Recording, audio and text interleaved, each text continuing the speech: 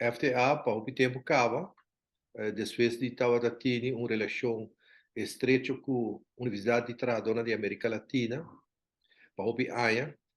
com a vida débil, nos acercar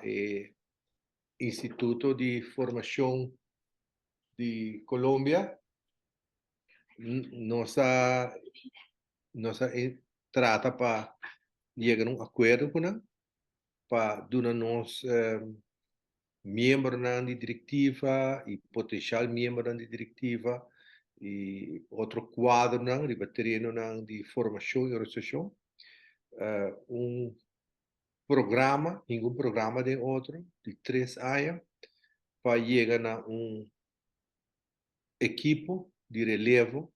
que nós queremos que o FTA Mister para seguir dirigir a organização e manter desenvolvimento de diferentes aspectos para a ANA bem. Então, nós chegamos a um acordo conjuntamente com o TAL, Universidade de Trabajadores da América Latina, e INES, Instituto de Educação Social da Colômbia, e conjuntamente já acaba, nós temos 2 anos de programa,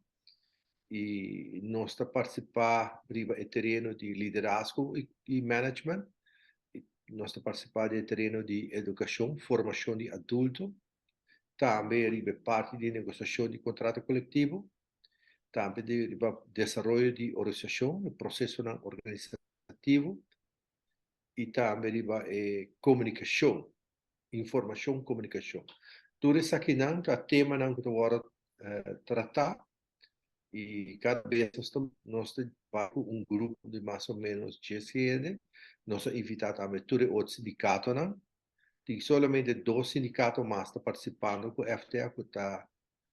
ABF e STT, um candidato mínimo de participante, de membro da diretiva, e já nós espera que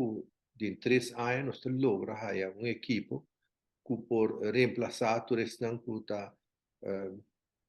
chega na idade para terminar a relação de trabalho, ou que não pode funcionar da mesma maneira que está funcionando atualmente.